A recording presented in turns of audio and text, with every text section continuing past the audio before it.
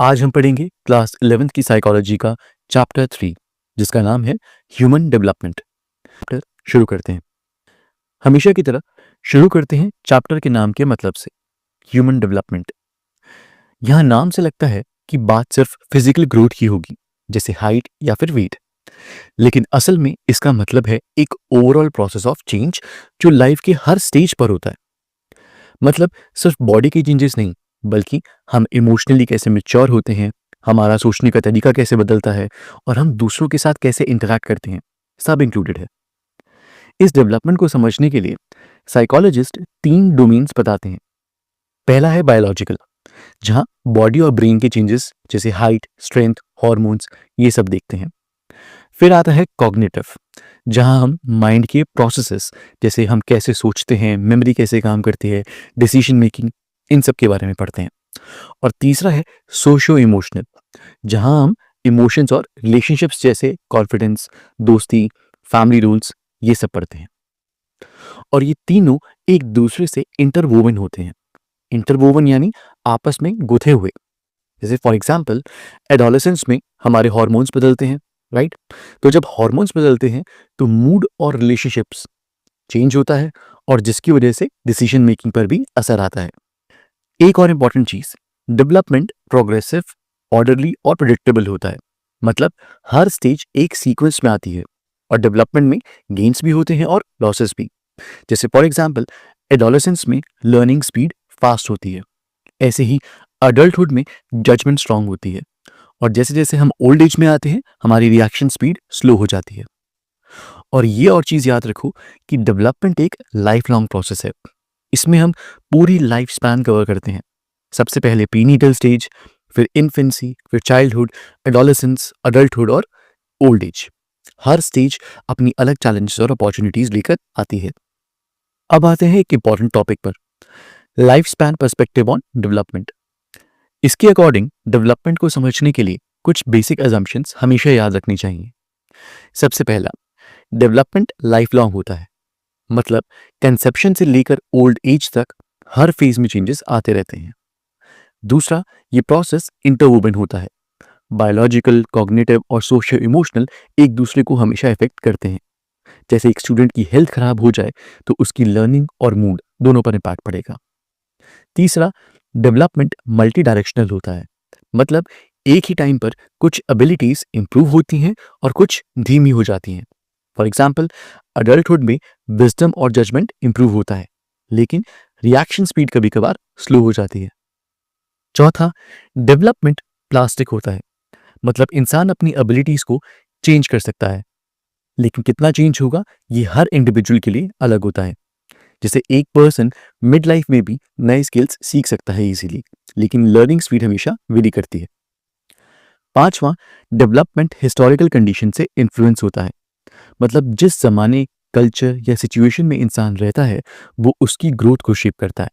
For example एक बच्चा जो फ्रीडम स्ट्रगल के टाइम ग्रो हुआ था उसका एक्सपीरियंस अलग होगा, और दूसरा बच्चा जो डिजिटल एज में ग्रो हो रहा है उसका एक्सपीरियंस अलग होगा। छठा, डेवलपमेंट मल्टी डिसिप्लिनरी है। मतलब साइकोलॉजी, सोशियोलॉजी, बायोलॉजी, एंथ्रोपोलॉजी सब इसकी अलग अलग एंगल्स को स्टडी करते हैं। और सातवां, डेवलपमेंट कंटेक्चुअल होता है। मतलब फैमिली, कल्चर और लाइफ इवेंट्स जैसे किसी पेरेंट की डेथ, एक्सीडेंट या नेचुरल डिजास्टर भी इंसान की ग्रोथ और पर्सनैलिटी को डीपली इन्फ्लुएंस करते हैं। तो लाइफ स्पैन पर्सपेक्टिव हमें दिखाता है कि डेवलपमेंट एक कॉम्प्लेक्स और डायनामिक प्रोसेस है जो पूरी लाइफ में चलता रहता है और हर तरफ से इन्फ्लुएंस होता है। अब एक इंपॉर्टेंट डिफरेंशिएशन समझते हैं जो अक्सर हमें कंफ्यूज करता है, ग्रोथ, डेवलपमेंट, मैच्योरिटी और इवोल्यूशन के बीच। सबसे पहले ग्रोथ का मतलब है फिजिकल चेंजेस जैसे हाइट, वेट, साइज। ये हमेशा क्वांटिटेटिव होता है, मतलब नंबर्स से मेजर किया जा सकता है। दूसरा है डेवलपमेंट। ये ग्रोथ से ज्यादा वाइड है। क्यों? क्योंकि इसमें सिर्फ फिजिकल नहीं बल्कि कॉग्निटिव और सोशो इमोशनल एस्पेक्ट्स भी देखे जाते हैं। मतलब हम कैसे सोचते हैं, फील करते हैं और बिहेव करते हैं। इसी डेवलपमेंट में क्वालिटेटिव और क्वांटिटेटिव दोनों चेंजेस होते हैं। तीसरा है मैच्योरिटी। ये एक नेचुरल प्रोसेस है जो अंदर से अनफोल्ड होता है। यानी बच्चा अपने जेनेटिक टाइम टेबल के हिसाब से चलना, बैठना या बोलना शुरू करता है। ये एनवायरमेंटल ट्रेनिंग से नहीं होता, बल्कि ऑटोमेटिकली एक सीक्वेंस में होता है। और चौथा, इवोल्यूशन। ये स्पीशीज लेवल पर होता है, इंडिविजुअल लेवल पर नहीं। मतलब जैसे ह्यूमंस ने हजारों सालों में अपनी बॉडी और ब्रेन को डेवलप किया ताकि सर्वाइवल और अडेप्टेशन बेटर हो। अब देखते हैं डेवलपमेंट को इन्फ्लुएंस करने वाले दो मेन फैक्टर्स, हेरिडिटी और एनवायरनमेंट। हेरिडिटी का मतलब है जो कुछ हम अपने पेरेंट्स से जेनेटिक फॉर्म में इनहेरिट करते हैं, जैसे eye colour, hair type, height और कुछ पर्सनालिटी टेंडेंसीज भी। हमारे अंदर जो जीन्स होते हैं वो एक रेंज ऑफ पोटेंशियल सेट कर देते हैं, मतलब एक लिमिट के अंदर हम ग्रो कर सकते हैं। अब दूसरा है एनवायरनमेंट। ये डिसाइड करता है कि वो पोटेंशियल एक्चुअल लाइफ में कैसे एक्सप्रेस होगा, यानी फैमिली का एटमॉस्फेयर, पेरेंट्स का बिहेवियर, स्कूल, पेयर्स, न्यूट्रिशन और कल्चर, ये सब एनवायरनमेंट के पार्ट्स हैं। फॉर एग्जाम्पल, एक बच्चा जेनेटिकली इंटेलिजेंट हो सकता है, लेकिन अगर उसको प्रॉपर एजुकेशन और स्टिमुलेशन ना मिले तो वो अपनी फुल कैपेसिटी अचीव नहीं कर पाएगा। फिर आता है फिनोटाइप। फिनोटाइप यानी जेनेटिक पोटेंशियल का एक्चुअल दिखने वाला रूप। मतलब जीनोटाइप तो वो जो हम इनहेरिट करते हैं, उसका फाइनल एक्सप्रेशन एनवायरनमेंट के साथ जो मिलकर बनता है उसे हम फिनोटाइप कहते हैं। जैसे फॉर एग्जाम्पल, अगर एक बच्चे की जीन्स लंबी हाइट के लिए हैं लेकिन उसका न्यूट्रिशन पुअर है तो एक्चुअल हाइट उतनी ज़्यादा नहीं होगी। नेक्स्ट है, जीन और एनवायरनमेंट हमेशा इंटरैक्ट करते हैं। मतलब जीन्स एक बेस प्रोवाइड करते हैं, पर एनवायरनमेंट डिसाइड करता है कि वो बेस कितना डेवलप होगा। जैसे एक बच्चे में म्यूजिकल टैलेंट की जीन हो सकती है, लेकिन अगर उसको ट्रेनिंग और एक्सपोजर ना मिले तो वो स्किल प्रॉपर्ली नर्चर नहीं हो पाएगा। अब बात करते हैं कॉन्टेक्स्ट ऑफ डेवलपमेंट की, यानी इंसान किस एनवायरनमेंट के अंदर ग्रो करता है। साइकोलॉजिस्ट ब्रॉफन ब्रेनर ने इसके लिए एक इकोलॉजिकल मॉडल दिया जिसमें अलग अलग सिस्टम्स एक्सप्लेन किए गए। सबसे पहला, माइक्रोसिस्टम। ये इंसान का इमीडिएट एनवायरनमेंट होता है, जैसे फैमिली, स्कूल और फ्रेंड्स। यहीं से डेली एक्सपीरियंसेस आते हैं। दूसरा है मीजो सिस्टम। ये अलग अलग माइक्रो सिस्टम के बीच का कनेक्शन होता है, जैसे पेरेंट्स और टीचर्स के बीच की कम्युनिकेशन एक बच्चे के बिहेवियर को अफेक्ट करती है। तीसरा है एक्सो सिस्टम। ये ऐसे सिस्टम है जो डायरेक्टली बच्चे का पार्ट नहीं होते लेकिन इनडायरेक्टली अफेक्ट करते हैं। जैसे फॉर एग्जाम्पल, पेरेंट्स की जॉब का स्ट्रेस घर के एटमॉस्फेयर को अफेक्ट करता है। चौथा है मैक्रो सिस्टम। ये कल्चर, ट्रेडिशंस और वैल्यूज का सिस्टम है। जैसे इंडिया में जॉइंट फैमिली का कल्चर है और रिस्पेक्ट फॉर एल्डर्स का इन्फ्लुएंस भी है। और पांचवा, क्रोनो सिस्टम। ये टाइम डायमेंशन है। मतलब लाइफ के ट्रांजिशंस, जैसे starting to new school, parental divorce और बड़े हिस्टोरिकल इवेंट्स जैसे पैंडेमिक, कई बार डेवलपमेंट को शेप करते हैं। यहीं पे इंडियन साइकोलॉजिस्ट दुर्गानंद सिन्हा ने भी एक इकोलॉजिकल व्यू दिया है। उन्होंने बोला कि डेवलपमेंट दो लेयर से शेप होता है। एक अपर लेयर जिसमें होम, स्कूल और पीयर्स आते हैं, और दूसरा सराउंडिंग लेयर जिसमें ज्योग्राफी, कास्ट, क्लास और अवेलेबल फैसिलिटीज आती हैं, और दोनों लेयर्स आपस में इंटरैक्ट करती हैं। तो सिंपल वर्ड्स में, एक बच्चे की ग्रोथ सिर्फ उसके अंदर की चीजों से डिसाइड नहीं होती, बल्कि उसके आसपास के मल्टीपल कॉन्टेक्स्ट कॉन्टिन्यूसली उसको शेप करते रहते हैं। अब समझते हैं एक ब्रॉड ओवरव्यू ऑफ स्टेजेस, जिसमें पूरी लाइफ स्पैन डिवाइड किया जाता है। सबसे पहला है प्रीनेटल स्टेज, जो कंसेप्शन से लेकर जन्म होने तक होता है। इस पीरियड में बच्चे का बेसिक फिजिकल स्ट्रक्चर और ऑर्गन्स डेवलप होते हैं। फिर आता है इन्फेंसी, जो बर्थ से लेकर 2 साल तक होता है। ये वो टाइम है जब बच्चा बेसिक मोटर स्किल्स जैसे चलना, बोलना और अपने एनवायरनमेंट को एक्सप्लोर करना शुरू करता है। अगला स्टेज है चाइल्डहुड। इसमें अर्ली और मिडिल ईयर्स कवर होते हैं। बच्चा स्कूल जाता है, एकेडमिक स्किल्स सीखता है और सोशल इंटरेक्शंस ज़्यादा इंपॉर्टेंट हो जाते हैं। फिर आता है एडोलेसेंस। ये एक ट्रांजिशन पीरियड है जहाँ प्यूबर्टी के चेंजेस होते हैं, आइडेंटिटी डेवलप होती है और इंडिपेंडेंस की फीलिंग और स्ट्रांग होती है। उसके बाद है अडल्टहुड, जिसे अर्ली, मिडिल और लेट अडल्टहुड में डिवाइड किया जाता है। यहाँ करियर, फैमिली रिस्पॉन्सिबिलिटीज और रिलेशनशिप्स सेंट्रल रोल प्ले करते हैं। और लास्ट स्टेज है ओल्ड एज, जब रिटायरमेंट, हेल्थ कंसर्न्स और एक्यूमुलेटेड लाइफ एक्सपीरियंसेस में फोकस बन जाता है। हर स्टेज के साथ डेवलपमेंट टास्क जुड़े होते हैं, जैसे इन्फेंसी में वॉकिंग, एडोलेसेंस में आइडेंटिटी, अडल्टहुड में करियर और फैमिली। ये टास्क एक तरह से सोसाइटी के एक्सपेक्टेशंस भी रिफ्लेक्ट करते हैं। और एक और इम्पॉर्टेंट कॉन्सेप्ट है सेंसिटिव पीरियड्स। मतलब कुछ स्किल्स पर्टिकुलर एज में सबसे इजीली एक्वायर होते हैं। जैसे for example, language learning early childhood में सबसे ज़्यादा फास्ट होता है, तो हर स्टेज अपने यूनिक चैलेंजेस और अपॉर्चुनिटीज लेकर आता है और इसी वजह से डेवलपमेंट एक डायनामिक और सीक्वेंशियल प्रोसेस होती है। अब बात करते हैं प्रीनेटल स्टेज की, जो कंसेप्शन से लेकर जन्म होने तक होता है, लगभग 40 वीक्स। इस स्टेज में बच्चे के ऑर्गन्स, नर्वस सिस्टम और बॉडी स्ट्रक्चर रैपिडली डेवलप होते हैं। लेकिन प्रीनेटल डेवलपमेंट बहुत सेंसिटिव होती है। मदर की एज, न्यूट्रिशन, हेल्थ और स्ट्रेस डायरेक्टली बच्चे की ग्रोथ को इम्पैक्ट करता है। अगर मदर की डाइट बैलेंस्ड है और हेल्थ सपोर्टिव है तो बच्चा हेल्दी डेवलप करेगा। अगर स्ट्रेस ज़्यादा है या न्यूट्रिशन पुअर है तो डेवलपमेंट में प्रॉब्लम्स आ सकती हैं। इसके अलावा एक इंपॉर्टेंट फैक्टर होते हैं टेराटॉजेंस, यानी ऐसे हार्मफुल एजेंट्स जो प्रीनेटल ग्रोथ को डिस्टर्ब करते हैं, जैसे फॉर एग्जांपल अल्कोहल या स्मोकिंग, या फिर कुछ मेडिसिन, या फिर इन्फेक्शंस जैसे रुबेला या HIV, और एनवायरमेंटल हैजर्ड्स जैसे रेडिएशन और पॉल्यूशन।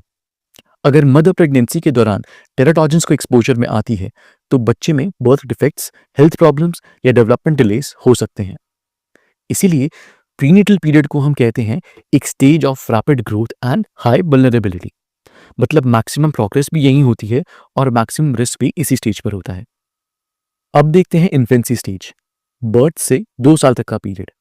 ये लाइफ का सबसे रैपिड ग्रोथ फेज होता है। सबसे पहले फिजिकल और मोटर डेवलपमेंट।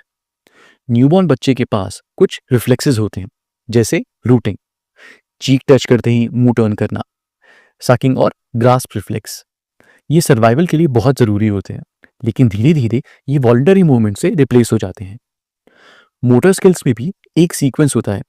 पहले ग्रॉस मोटर स्किल्स जैसे बैठना, क्रॉल करना, चलना, और फिर फाइन मोटर स्किल्स जैसे छोटी चीज़ों को पकड़ना या फिर स्पून यूज़ करना।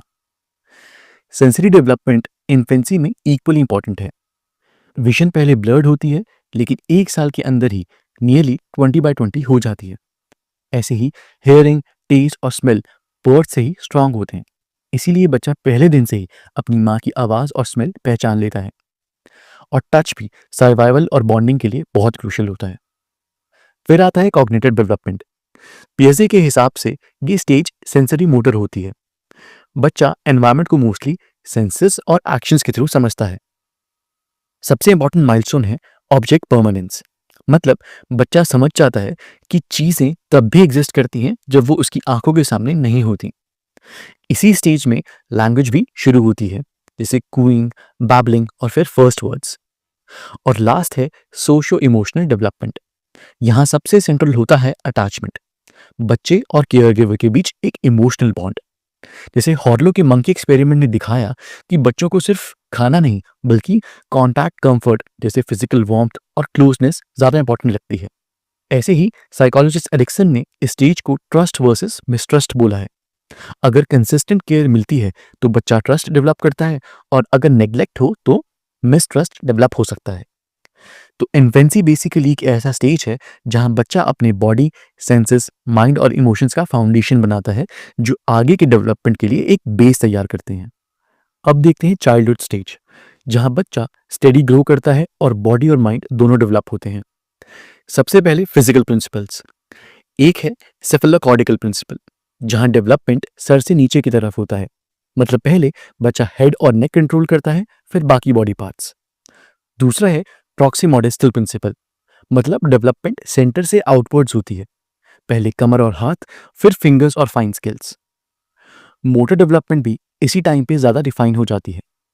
अर्ली चाइल्डहुड में बच्चे रनिंग, क्लाइंबिंग, ड्राइंग जैसे काम सीखते हैं, और मिडिल चाइल्डहुड में ये स्किल्स और पॉलिश्ड हो जाती हैं, जैसे प्रॉपर राइटिंग और ऑर्गेनाइज्ड गेम्स। मतलब ग्रोस मोटर से फाइन मोटर तक कंट्रोल तक एक स्मूथ जर्नी होती है। माइंड साइड पर पियाजे के हिसाब से 2 से 7 साल प्री ऑपरेशनल स्टेज होती है। यहाँ इमेजिनेशन फुल पावर पर होती है, तो थिंकिंग सिंबॉलिक बन जाती है, जैसे स्टिक स्वॉर्ड बन सकती है।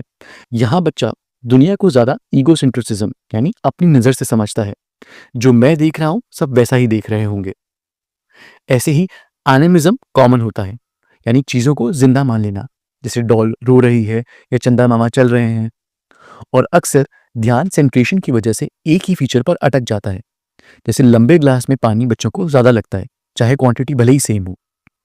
लगभग 7 से 11 साल में एक शिफ्ट आता है, बच्चा कॉन्क्रीट ऑपरेशनल स्टेज में एंटर करता है।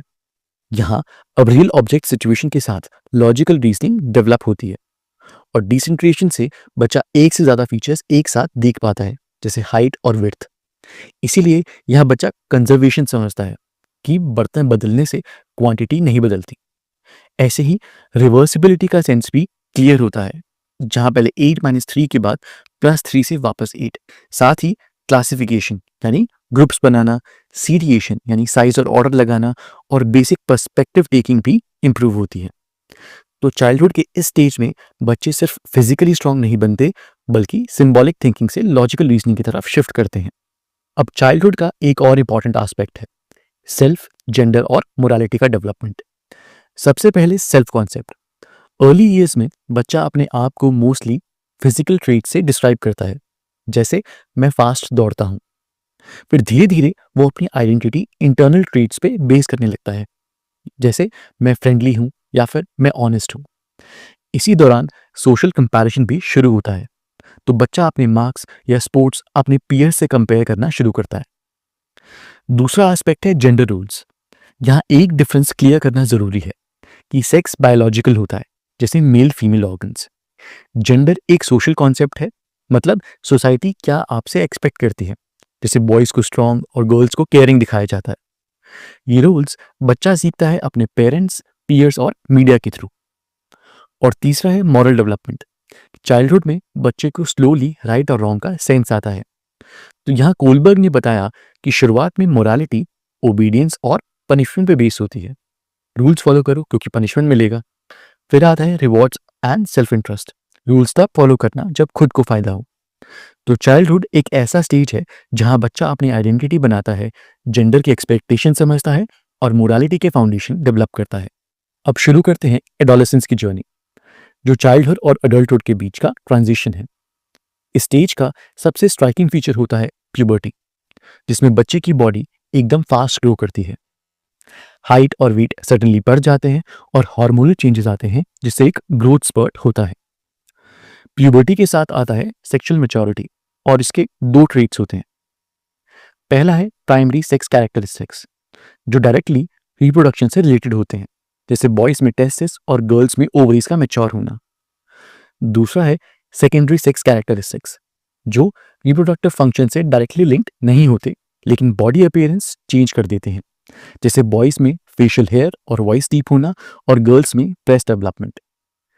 एक और इंपॉर्टेंट बात है वेरिएशन इन प्यूबर्टी। सब बच्चों में ये एक ही एज पर नहीं होता, कहीं पर अर्ली प्यूबर्टी होता है और कहीं पर लेट। ये डिफरेंसेस होते हैं मेनली हेरिडिटी, न्यूट्रिशन, हेल्थ और सोशो इकोनॉमिक स्टेटस की वजह से। तो एडोलेसेंस को हम एक ऐसे स्टेज के रूप में समझते हैं जहां बॉडी और सेक्सुअलिटी दोनों एक नई मैच्योरिटी लेवल पर पहुंचते हैं। अब समझते हैं एडोलेसेंस के कॉग्निटिव, मॉरल और आइडेंटिटी चेंजेस और कुछ मेजर कंसर्न्स जो इस स्टेज के साथ आते हैं। सबसे पहले कॉग्निशन। बेजे के हिसाब से एडोलेसेंस में बच्चे फॉर्मल ऑपरेशनल स्टेज में एंटर करते हैं, मतलब वो एब्स्ट्रैक्ट और हाइपोथेटिकल सोच पाते हैं, जैसे अगर ऐसा होता तो क्या होता टाइप रीजनिंग। लेकिन साथ ही एक चीज होती है एडोलेसेंट सेंट्रिसिज्म। इसमें हमें दो पैटर्न्स कॉमन दिखते हैं। पहला इमेजिनरी ऑडियंस, यानी बच्चे को लगता है कि सब लोग उसको देख रहे हैं और उसकी हर बात नोटिस कर रहे हैं। और दूसरा है पर्सनल फेबल, उसको लगता है कि वो यूनिक है, उसकी फीलिंग्स डिफरेंट है और उसको कोई भी हार्म नहीं होगा। तो मॉरल डेवलपमेंट भी एडोलेसेंस में आगे बढ़ता है। यहाँ कोलबर्ग के कन्वेंशनल लेवल पे adolescence good boy good girl orientation follow करते हैं, मतलब अप्रूवल और एक्सेप्टेंस पाने के लिए रूल्स फॉलो करना। उसके बाद आता है लॉ एंड ऑर्डर ओरिएंटेशन, जहाँ रूल्स और लॉज को सोसाइटी की स्टेबिलिटी के लिए जरूरी समझा जाता है। ऐसे ही आइडेंटिटी के केस में एरिक्सन ने स्टेज को आइडेंटिटी वर्सेस रोल कन्फ्यूजन बोला है, यानी बच्चे अपनी आइडेंटिटी एक्सप्लोर करते हैं career choices, peer group, culture और फैमिली इन्फ्लुएंस के साथ। अगर क्लैरिटी मिल जाती है तो एक स्ट्रॉन्ग आइडेंटिटी डेवलप हो जाती है, वरना कंफ्यूजन रह जाती है। लेकिन एडोलेसेंस के साथ कुछ कंसर्न्स भी आते हैं। सबसे पहला है डेलिंक्वेंसी, जैसे रूल ब्रेकिंग या एग्रेशन, जो पीयर प्रेशर या फैमिली कॉन्फ्लिक्ट से बढ़ सकता है। दूसरा है सब्सटेंस अब्यूज, जैसे ड्रग्स, अल्कोहल, जो क्यूरोसिटी या स्ट्रेस कोप करने के लिए स्टार्ट किए जाते हैं। और तीसरा है ईटिंग डिसऑर्डर्स, जैसे एनोरेक्सिया और बुलिमिया, जो बॉडी इमेज इश्यूज की वजह से डेवलप हो सकते हैं। तो एडोलेसेंस एक ऐसा स्टेज है जहां बच्चे नए तरीके से सोचना सीखते हैं, अपनी आइडेंटिटी ढूंढते हैं और साथ ही बहुत सारे रिस्क और चैलेंजेस भी फेस करते हैं। अब हम लाइफ स्पैन के लास्ट फेजेस पर आते हैं, अडल्टहुड और ओल्ड एज। अर्ली अडल्टहुड में फोकस करियर, मैरिज और फैमिली रूल्स पर होता है। यहाँ इंडिविजुअल्स अपने प्रोफेशनल और पर्सनल लाइफ के गोल्स सेट करते हैं। फिर आता है मिडिल अडल्टहुड, रिलेटिव स्टेबिलिटी का पीरियड होता है, लेकिन इसमें काफ़ी रिस्पॉन्सिबिलिटीज होती हैं, करियर और फैमिली का बैलेंस करना, और कभी कभी मिड लाइफ चेंजेस भी एक्सपीरियंस होते हैं जहां इंसान अपने गोल्स और अचीवमेंट्स पे रिफ्लेक्ट करता है। फिर लेट अडल्टहुड में फिजिकल एनर्जी धीमी हो जाती है, लेकिन एक्सपीरियंस और विजडम यहाँ पीक पर होते हैं। ये वो स्टेज है जहां इंसान अपनी लाइफ पे रिफ्लेक्ट करता है और मीनिंग ढूंढता है। नेक्स्ट है ओल्ड एज। तो ये स्टेज रिटायरमेंट और चेंजिंग रोल्स लेकर आती है। कुछ लोगों को फैमिली सपोर्ट और कंपेनियनशिप मिलता है, लेकिन कुछ लोग डिपेंडेंसी और लोनलीनेस फेस करते हैं। एक और इम्पॉर्टेंट एस्पेक्ट है बेरीवमेंट, जैसे पार्टनर का लॉस, जो स्पेशली वुमेन में कॉमन दिखता है। इन स्टेजेस में भी डेवलपमेंट एक मिक्स्ड पिक्चर होती है। गेन्स होते हैं जैसे विजडम, जजमेंट और मैच्योरिटी, और लॉसेस भी होते हैं जैसे रिएक्शन स्पीड और हेल्थ डिक्लाइन। तो अडल्टहुड और ओल्ड एज अपने साथ नए रूल्स, चैलेंजेस और अडेप्टेशंस लेकर आते हैं, और ये भी ह्यूमन डेवलपमेंट का एक इंटीग्रल पार्ट है। तो ये था हमारा थर्ड चैप्टर, ह्यूमन डेवलपमेंट। अगर आपको वीडियो अच्छी लगी तो प्लीज़ इसे लाइक करें और चैनल को सब्सक्राइब करना ना भूलें। It's your free way to support the channel.